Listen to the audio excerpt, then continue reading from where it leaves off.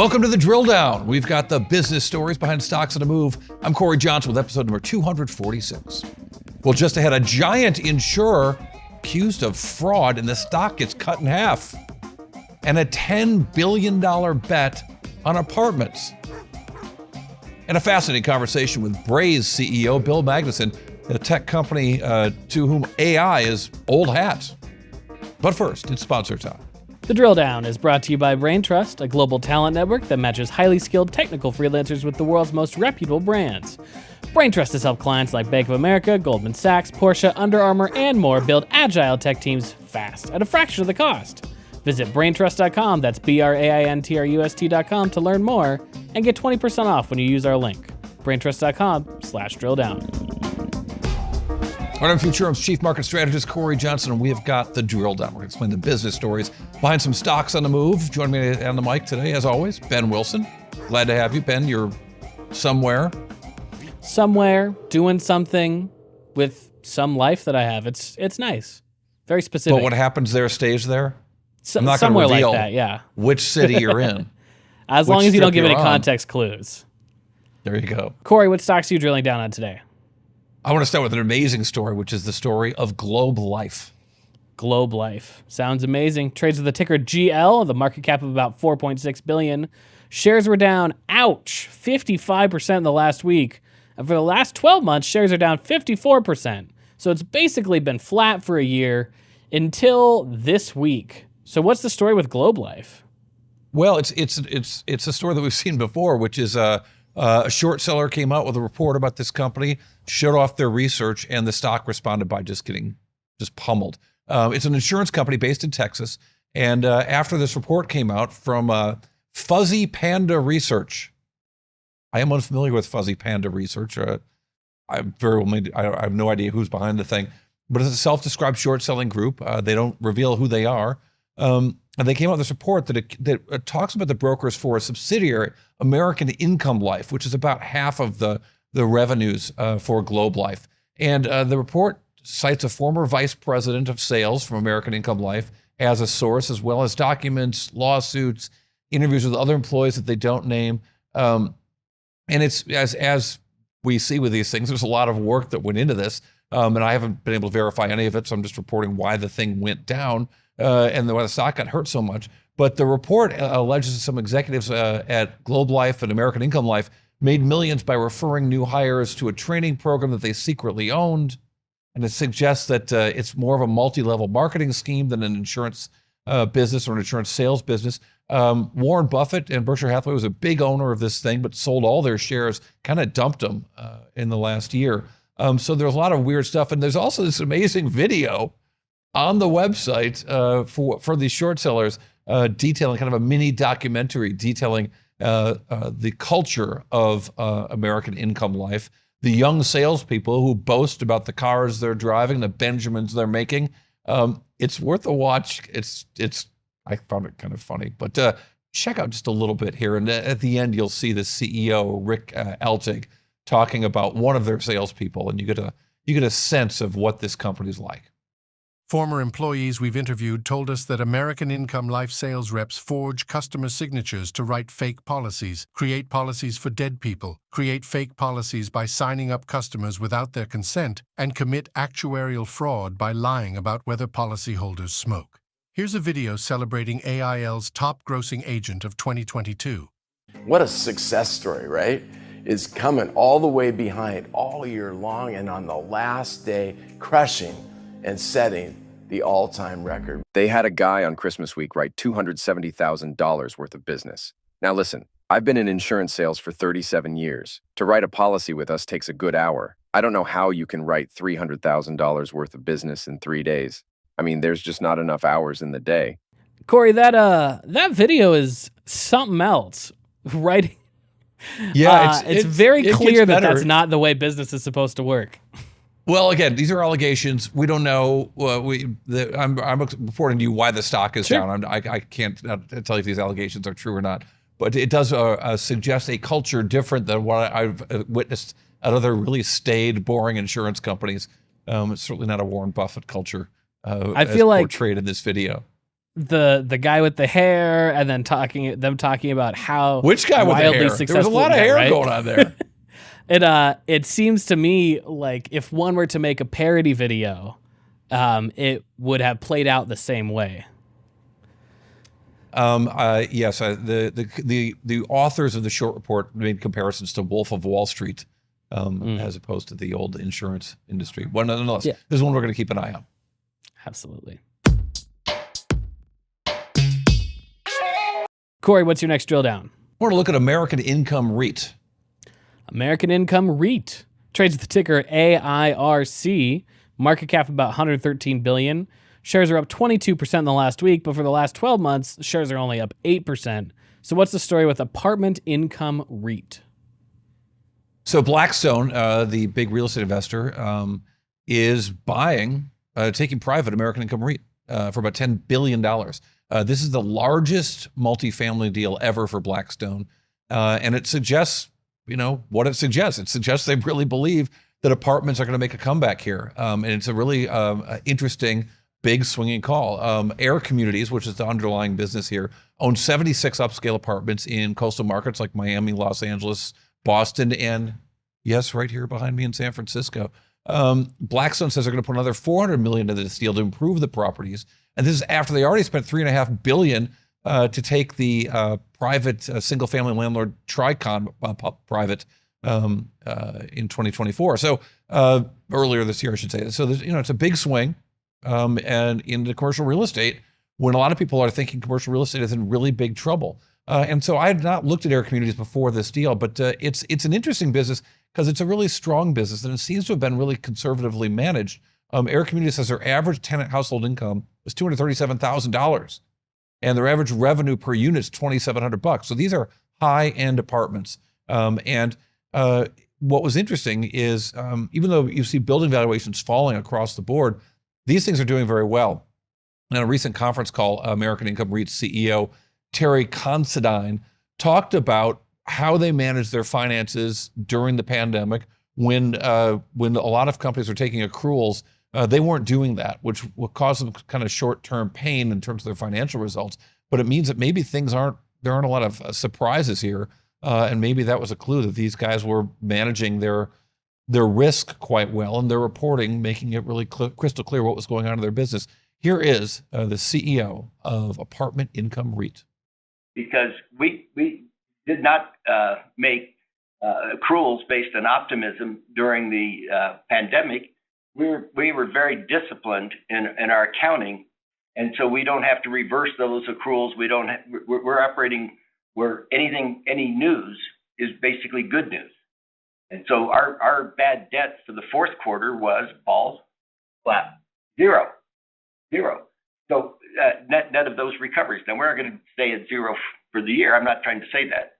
But I just want to point out two things that you can use in thinking about the future. One is that the AIRC customer is much less likely to have bad debt. And second, the AIRC accounting is much more likely to be connected to cash. So accounting connected to cash. That's a good thing. We like that. In fact, our next story, this company is not accounting according to cash. And these are things worth noticing. Worth noticing indeed.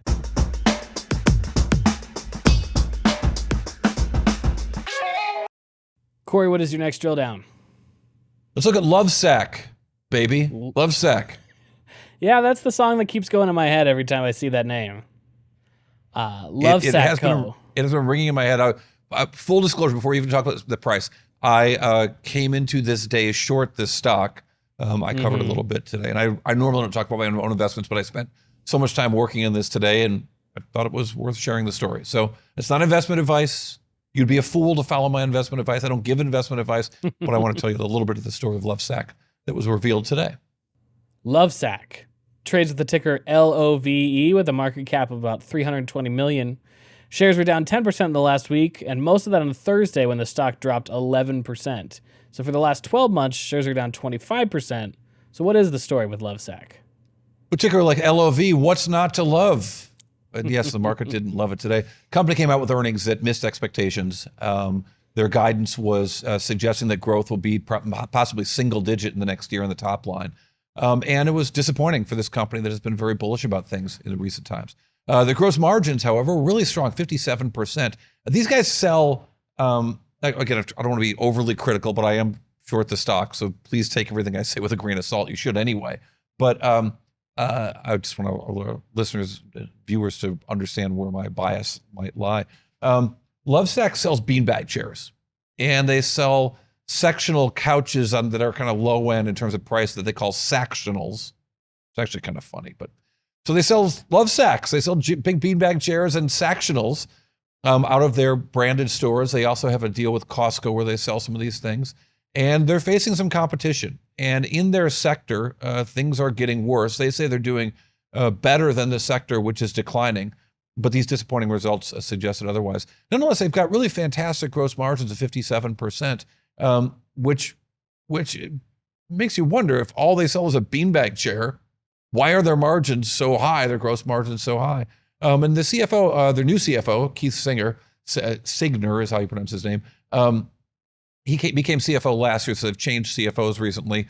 Another thing that I like to look for when I'm looking for companies that I might not want to own. Indeed, he was asked about gross margins at a conference call today when the investors are trying to figure out what's going on with this company and why were these results worse than the analysts expected. Well, here's what Keith Signer had to say. So the story for first quarter gross margins is really consistent with kind of what we've been talking about the last 6 months and with the full year. You know, we got to this high 50s range. We think this is a comfortable level. Last year's first quarter was still burdened by a little bit of the capitalized inbound freight that hadn't burned off as of then. That's helping us a little bit year over year in first quarter. We do expect gross margin expansion for this year. Obviously, the total top line will impact that range that you saw within our guidance that we provided. But there's a few things Mary was talking about that have the potential to benefit both the inbound and outbound side of freight and logistics for us. Even in first quarter, we had been getting some questions in relation to, whether it's BRZE, whether it's Baltimore, all that kind of stuff. Just to put some of this stuff into context, as we moved into P12 and P1, we've really changed some of the relationships we have. We moved to direct service providers for ocean freight and container drayage, using a beneficial cargo owner direct carrier model. That's definitely impacting things for us. We're also moving on an outbound side into evaluating some alternative options for last mile carrier projects and tests. All this stuff we think has potential to benefit the gross margin side of things. So you heard that phrase, capitalized inbound freight. Mm-hmm. Yeah, this company capitalizes some freight costs. It takes a cost of shipping something and capitalizes it over time. I did a search of all of the SEC filings that are searchable of all time, of all companies ever. And there are only 14 mentions of capitalized freight, 10 of them from this company. So it is a unique phrase, possibly a unique accounting treatment that they are still using. And it didn't factor at all into the results today, although I guess theoretically, if they have capitalized freight costs and spread them out over time, as opposed to just expensing them in a single time like every other company does, they would have higher expenses and lower profits, or lower gross profits at least, possibly lower operating profits. I don't know. Nonetheless, it was a quarter that was disappointing to Lovesac, but somewhere else, people were singing Lovesac, baby. Lovesac. I'm sure they were. All right, well, coming up, we've got a really interesting interview with Braze, the CEO, Bill Magnuson. Really compelling guy, and I had a lot of fun with this interview that I did a couple days ago, talking about this company that has been doing all kinds of things with machine learning and AI for many, many years, long before they were AI, before AI was cool. We've got that interview right after this. The Drill Down is brought to you by AIRC. Never miss another critical event or insight ever. With AIRC, customize your company watch list and track key events, mentions, filings, and more. All within an easy-to-use, customizable interface. That's AIRA, AIERA.com. All right, welcome back to the Drill Down Podcast. We're joined right now by Bill Magnuson. He is the CEO of BRZE. Sounds like it ought to be like a company that makes charcoal grills or something, but no. No. It's BRZE AZE. It's a company that should be making welding equipment. Duly noted. And yet you're not. We are not, no. We quickly descend into buzzwords when we talk about what your company does, but I think it's absolutely fascinating what your company does. How do you describe it? So we describe it as a customer engagement platform. And then, to your point about buzzwords, I pretty quickly drill back down and say that, what we literally do is that our software integrates into our customers' mobile apps, websites, connected fitness products, connected TVs, et cetera. And then there's two aspects to it. One of them is listening to the customer as they're moving through their journey. So it's analytics and instrumentation to be able to know what they're using, what they're interested in, what they're ignoring, et cetera. And then the other side is messaging, which is to be able to literally send messages, things like push notifications, email, SMS, WhatsApp messages, surveys, in-app messaging, et cetera, as well as actually modify the product experience itself through capabilities like feature flags or our webhooks product. And, BRZE's magic really lives higher up the stack than that, which is that we have very sophisticated orchestration capability, experimentation capability, and relevance engines, which allow for you to marry together the data feed that's coming in from the customer activity in the product, and then, orchestrate the right actions from a messaging and a product modification standpoint in order to achieve goals like converting, casual users to habitual ones, to be able to push people toward subscriptions, to be able to avoid churn, to be able to promote new content and drive additional usage and attachment, all those good things that we basket into engagement. Companies that have described similar things to me over the years seem like they get stuck on a platform. They're an email content marketing platform, or they're a text messaging content messaging platform, but they're in these silos of the medium, not the message. Totally, yeah, and it's definitely creates that, the classic, if you've got a hammer, everything looks like a nail problem. And we talk about that a lot, where there's a lot of organizations who, as the customer has become multi-channel, of course, over time, they're not interested in the fact that you have a separate email from SMS, from push notification tool. When those channels are operating in a disjoint fashion, they're getting a disjoint experience, and it's annoying. It's not relevant. It's not personalized. It's much less likely to break through the noise that we have nowadays, and it's going to turn people off. They're going to unsubscribe or uninstall your app, and it's going to lead to you losing the right or the privilege to be able to communicate with them. And so BRZE actually started from the very beginning at the, kind of the higher level heart of the problem, which is that when we bring together the activity feed, the context around the customer, and the business strategies, out of those should come some decisions around, when are we going to talk to people? When we do, which of our many business priorities are we going to try to optimize for? Once we've done that, there's a certain content set that's going to help us communicate that message. And then we combine those things together to then determine which channel we should be in. Well, I don't want to call bullshit on that, but I've heard you do interviews where you said you've thought of you wanted to start with a mobile first company, which does sound like in some ways you were thinking about the medium again. And I'm interested in how you got from there to what you're describing now, which seems much more holistic. I wonder if there was a moment when you're like, oh, we can do this everywhere. Well, the very first launch of BRZE actually had 4 channels in it. So within mobile, where our early customers were mobile apps, we actually had mobile push notifications. We had in-product interstitials. We had an in-product persistent feed, which we called the news feed, which was before the Facebook news feed. So I used to describe that as a mini blog inside your app. And then we also had email. And so from that, actually, we had messaging that was push by its nature, which means I decide when I'm sending it to you, like with push and email. We had messaging that was pull by its nature and integrated into the product. So the system needs to be able to respond to the customer whenever they happen to show up, and actually then integrate into the product experience, which has higher latency requirements, because you might be used to refreshing your inbox and waiting a few seconds for an email or an SMS to arrive, but you certainly aren't going to put up with a few second latency or freezing inside of a mobile app. So the system needed to be created to deal with a lot of different content richness. When we were in a mobile app experience, we had to match the native styling. When you're in a push notification or an email, you've got totally different formats over there, push versus pull. And then, of course, it all needed to be able to respond to the user in the moment, because one of the things about mobile is that, yes, it is a platform, but importantly, the mobile customer can show up at any time, right? The customer journey is on their terms. And so if you're going to build software that's going to be able to be a companion to that journey, you need to be able to fluidly move from one channel to the next. You need to be able to respond in the moment as the user shows up. And so our first product, we were focused on the mobile apps as our early customers, but we had 4 different messaging channels. They covered a bunch of different dimensions in terms of, liveness requirements, content richness, targeting, et cetera. And it was always part of a real-time event-driven stream processor to be able to process that context in real time. So in your most recent quarterly report, I told you I didn't want to talk about the quarter, and here I am mentioning a report, but you cite customers, and it struck me that a lot of customers in the press release, and it struck me that must be really useful for you to say to a potentially new customer, hey, look at all these names you've heard of that use Braze.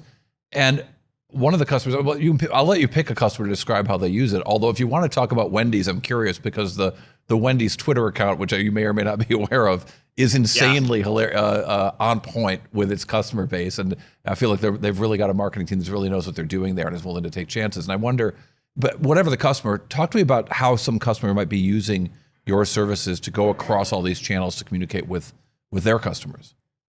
Yeah, sure. If you'll let me kind of dive into the diversification of our customer base, I think it's really interesting in seeing just how many use cases Braze is utilized for. But I think it's also an important part of the founding of the business, which is that we're working on a problem which I think is pretty fundamental to capitalism, which is if you're going to build a long-term business, you need to have strong relationships with your customers. And in order for you to build strong relationships, we go to the very human concept of, when you meet someone, you should pay attention to them. You should listen closely, look for cues and context around it to be able to then inform your future interactions. And if you do a good job of that, you'll have relevant and engaging interactions with that person and you'll build a relationship. So we're trying to help, businesses of all kinds do exactly that with each one of their customers as individuals. So when we look out across the different verticals, I'll start with things like fitness and learning and education. These are places where people actually want to develop habits, but they have a hard time, sticking to it. So we work with companies like AllTrails, Equinox, SoulCycle, Peloton, learning and education. You're looking at companies like Quizlet and Course Hero. We can move over to financial services, and we work with companies like Intuit and TurboTax. Sorry for that reminder, the tax day is coming up. As well as Venmo, obviously known for peer-to-peer payments, but more recently has expanded into kind of full service financial services offerings.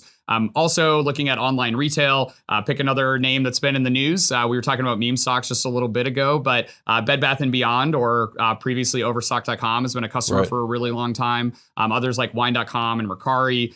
We also work across gaming. We got March Madness right now. And so love to point out that we work with both DraftKings and FanDuel. Well, and I should warn you, we'll probably run this interview a lot closer to tax day. So, but yes. Yeah, so it'll be like an emergency alarm bell. So we won't say that you picked Illinois to beat UConn or anything. I'm not going to make any predictions. No, please. So continue. So this notion that you've got really different kinds of customers. But I guess what I'm thinking about is more the individual customer journey across different, I use the phrase silos, so I'll use it again, and how you've got this ability to sort of target marketing messages that reach a person where they is and where they are at the moment that they're likely to receive a message. I think it's also important to realize that, the sending of a message is not the end point, right? There's a lot of the marketing infrastructure and a lot of the kind of CPaaS space are all about fire and forget. It's like, okay, I have something I want to say to someone, let me just send it to them. And that misses the point where you then listen and you observe and you see how they respond to it. And, a very simple example is like someone clicks on an email and it deep links them into a mobile application, right? As soon as they get there, you now have some context from how they engaged with the message that you sent them via email that the mobile application should be aware of and should be modifying some aspect of either the content or the experience there. In order for you to do that, you need to have, let's go back to the silo part of the conversation. If your email software is running in a silo that's separate from how your mobile app is rendering itself, you're not going to be able to get that context from that click into the mobile app fast enough to be able to have that be a coherent, connected experience. And then someone might go from, making I didn't get down to the bottom of my, rattling off all the customers. We have a lot in the delivery space. Wendy's is another great example where in the QSR space, when people do things like scheduling takeout or delivery or other forms of orders, a lot of times they then move into the messaging side. So you go from having been in an email or a push notification brings you into a mobile application, you complete an order, and then we're going to follow the order through SMS or WhatsApp or what have you, right? You're moving across these channels pretty quickly. And to be able to have the messaging experience, be cognizant of where you are in the journey, how you're responding, even making decisions like, hey, I'm updating you on your delivery. And if you're incessantly like refreshing the mobile app, like every 5 seconds, checking on that, I probably don't need to send you any SMS about it, right? Like that'll, at a minimum, it's going to save me money, but it's also going to keep me from cluttering up your inbox in multiple places when you already have the information. And so even during that customer journey, to be able to adapt to how the customer is behaving in the moment is super helpful. And then you also have similar things like, maybe the order gets delayed in delivery. You probably want to test things like, all right, if it's delayed an estimated 5 minutes, do I just not say anything and then I move on? Or do I send an apology in advance? And then afterward, I could decide like, hey, should I send them a like, hey, rate your delivery? Or should I just kind of let it be and just send an apology, right? And not ask them for another thing like responding to it. And with Braze, what you can do is you can actually map out these different types of, journeys and different approaches to being a companion to that journey. And then see like, hey, how did this impact the repeat ordering 3 weeks or 6 weeks or 12 weeks later? Really looking at long-term impacts of how did my behaviors in that moment affect the relationship with the customer and whether or not they, I became a more trusted part of their life and they came back, et cetera. It's almost like a lot of decisions that are made along the way, content, timing, channel, et cetera. It's like almost like ERP software, like in a manufacturing floor. Like if this happens, there's these 2 options, and if that happens, there's these 3 options. But for messaging, it's really interesting. Yeah, in the B2C journey for sure. Yeah, that's and I think that humans moving through their day to day with their mobile devices are a lot more unpredictable than your factory assembly line for sure. I have to say that when I was doing some work on the way in this morning and thinking about our conversation, I was reminded that it was my great grandmother's birthday today in 1899. And I was thinking about the world in which she lived and then what you guys do. And in some ways there's some similarity because you're sort of sitting on top of, so many years of developing, I don't know, for lack of a better phrase, like internet communications, whether it's SMS or email or people witnessing an app or watching something on a TV or whatever, suddenly all coming together to treat the customer as a human. Wherever they are, right back to 1899, where the only way you could talk to them is as a human. Yep. Yeah, and to be able to do so also in markets that are much larger than have ever existed before. We have over 6 billion monthly active users on the platform if you combine together the customer bases of all of our 2,000 plus customers. And when you look at the spread of smartphones, it is a technology that is more widely deployed than anything that has come before it, including, clean water and electricity, and also even including literacy to be able to read what's on the phone, right? Like these are incredibly accessible devices that have permeated every corner of the globe in human society. And they're increasingly becoming a part of like our day-to-day lives from a product and service and relationship and communication standpoint in more things every year. And when we look at the implications of that digitization of the relationship, it creates these incredible opportunities for brands to be able to not just be a part of our lives, but also to, depending on the product or service, especially if it's digital, to be far more global than ever before. And that means that actually the diversity of a customer base that a brand might have, even in the early days of launching its product or service, is far greater than anything that came before it. So you go back to that 1899 example, and people always talk about, the clerk at the general store who gets to know you or whatever. But guess what? Like in his town, it was a bunch of people that were pretty homogenous, right? Almost by definition. Right. Like the challenge of today is so much more substantial because you're working across so many different languages and cultures and socioeconomic realities and different personas. And as you're a growing business, those personas, expand and grow over time, and you expand your own product surface area, and that leads to other changes. And so that ability to even know and understand how your customer base is evolving and what the diversity across it looks like to even begin to try to address it in that way is incredibly difficult. Then you add to that all the global competition that implies, because of course, if you can do that from New York, anybody anywhere in the world can do it, and compete in your market as well. And so you have this great opportunity, but it's a tough challenge and it's got a lot of competition. It would seem to me also you talk in your conference calls and your releases and SEC filings about upsell. And it would seem to me that one of the things that happens is your customers start to use your product. Indeed, when you look at in your financials, your RPOs, your remaining performance obligations, they tend to be, a lot of companies will report 3 years or 4 year RPOs, of which a quarter are in the next year. Almost all of yours, or a large, substantial majority of yours are in the next year, which suggests that your customers are on the hook for a shorter period of time. Yes, but it also means you must confidently be able to upsell them and let them get into that customer experience to realize, whoa, we've got a much bigger task ahead of us and a greater opportunity ahead of us that we can see through the use of Braze. That is exactly right. And that's a really good way to read the RPO, CRPO, because we are highly confident in our ability to continue to grow customers once we acquire Your net them. dollar retention shows that.